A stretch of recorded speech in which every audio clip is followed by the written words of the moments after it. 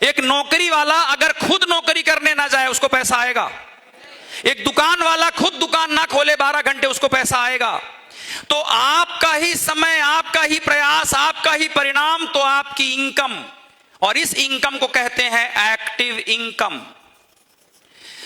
तो आदमी 20 साल की उम्र से काम करना शुरू करता है और 70 साल की उम्र तक नाचता रहता है, लेकिन उसके नाचे बिना उसको एक ढेला भी मिलने वाला नहीं है।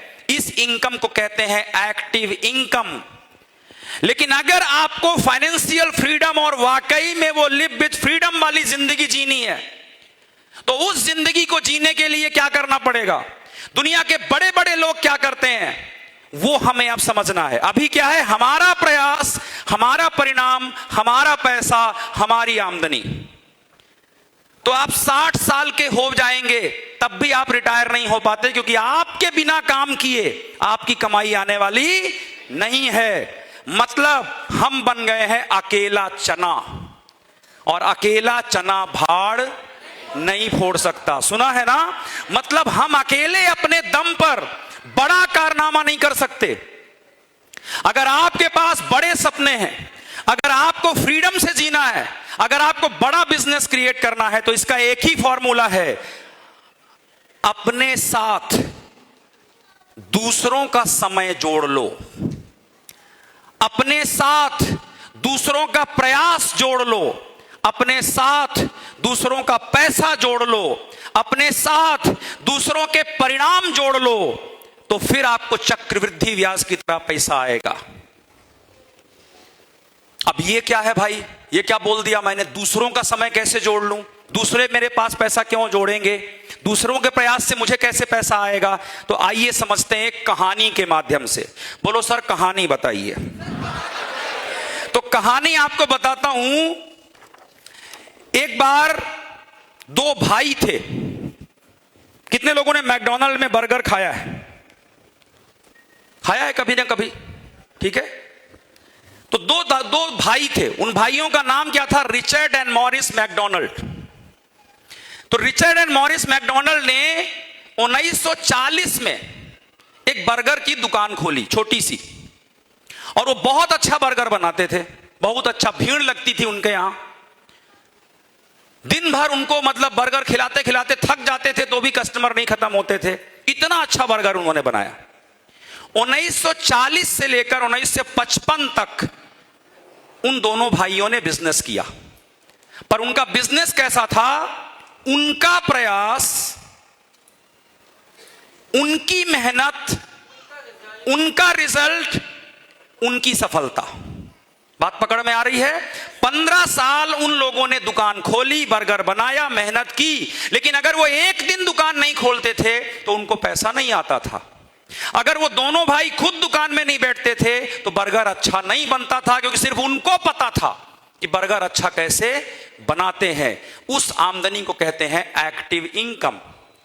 एक दिन उनको एक आदमी मिला, उसने उनके दुकान में बर्गर खाया। उसका नाम था रे क्रॉक। वो कब मिला? 1955 में, 15 साल बाद। तो जैसे उसने उनका बर्गर खाया, बोला बर्गर तो बहुत अच्छा है, लेकिन प्रॉब्लम यह है कि ये इसी एरिया के लोग खा रहे हैं, क्योंकि जहां दुकान के 5-10 किलोमीटर में लोग हैं वहीं आएंगे बर्गर खाने के लिए। उसने कहा, जब इतना अच्छा बर्गर बनाते हो मेरे भाइयों, तो पूरे देश में क्यों नहीं बेचते और पूरी दुनिया में क्यों नहीं बेचते?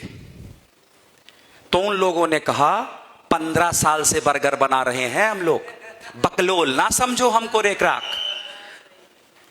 क्रॉक ने कहा, तुम्हारे बिना दुकान खोले भी पैसा आ सकता है। बोले हमको उल्लू ना बनाना, हम पढ़े लिखे आदमी हैं।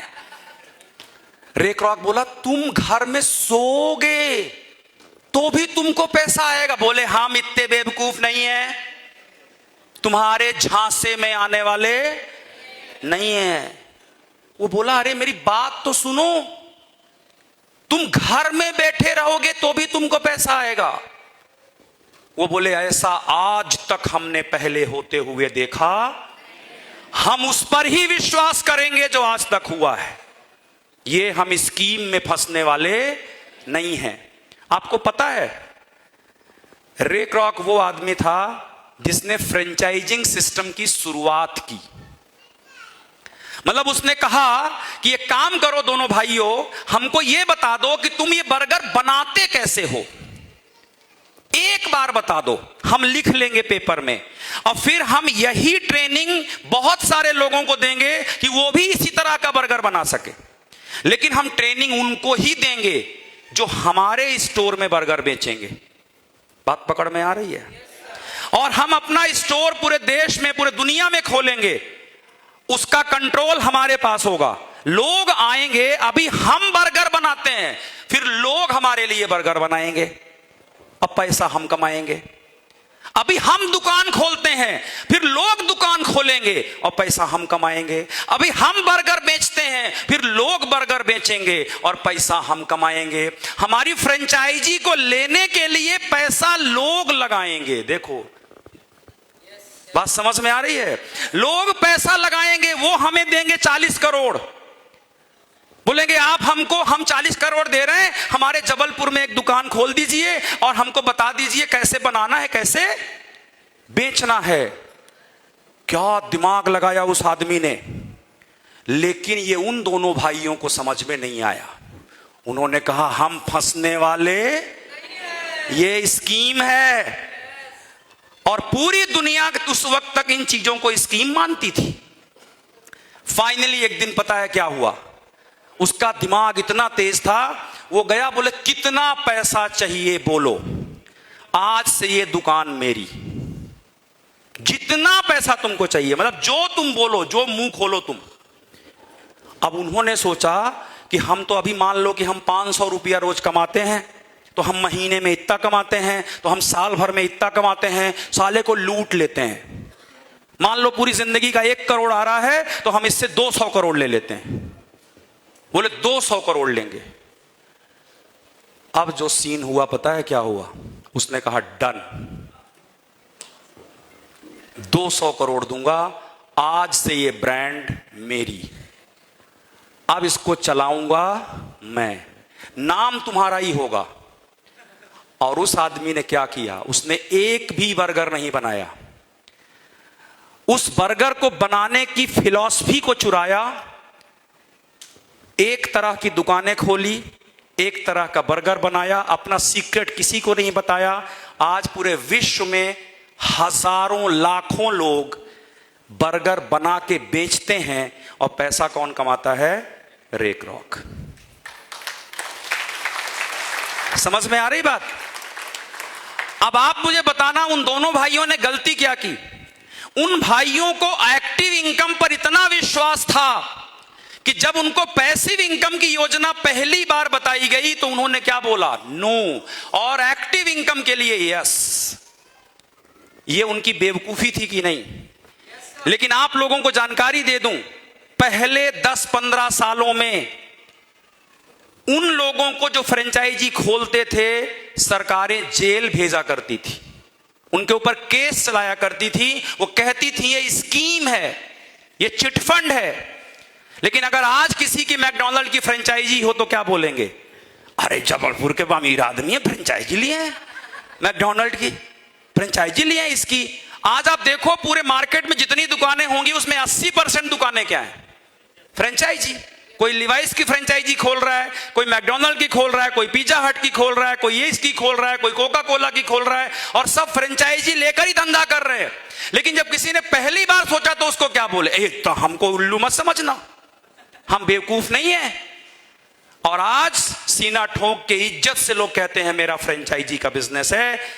जितने लोग आप लोग यहां पे सीरियस नेटवर्क मार्केटर हो, ये बात याद रखना, आज आपके बिजनेस को जो लोग कहते हैं ना ये स्कीम है, ये चिटफंड है, ये है, ये है, मात्र अगले 5 साल और रुक जाओ। सिर्फ अगले 5 साल हर मोहल्ले का सबसे अमीर आदमी नेटवर्क मार्केटर होगा। आज डीके नरवरे जिस मोहल्ले में रहते हैं, उनका बंगला, उनकी मर्सिडीज किसी के पास नहीं है वैसा।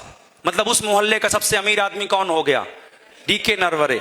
आज संजय पांडे जिस मोहल्ले में रहते हैं, उस मोहल्ले का सबसे अमीर आदमी कौन हो गया? संजय पांडे। मतलब उस पूरी कॉलोनी में एक्टिव इनकम लेने वाले अमीर नहीं है, पैसिव इनकम लेने वाले, माई लाइफ करने वाले अमीर हैं। अभी ये कुछ मोहल्लों में हुआ है, अगले 5-7 सालों में हर मोहल्ले में कर देंगे। तब साले लोग समझ के आएंगे और बोलेंगे भैया हमको भी नेटवर्क मार्केटिंग करनी है। क्योंकि लीडरशिप की पहली कक्षा से जितने लोग निकल रहे हो, अब तो अगले 5 साल में आपकी भी कॉलोनी में मर्सिडीज खड़ी होगी, आपके घर में भी खड़ी होगी। तब बताएंगे इनको धनिया बोना क्या होता है। लेकिन ये कैसे होगा? अपने समय से, अपने मरने से नहीं। साथ में क्या करना है? दूसरों का समय, दूसरों का पैसा, दूसरों का प्रयास अपने प्रयास में मिला देना है। जब एक अपलाइन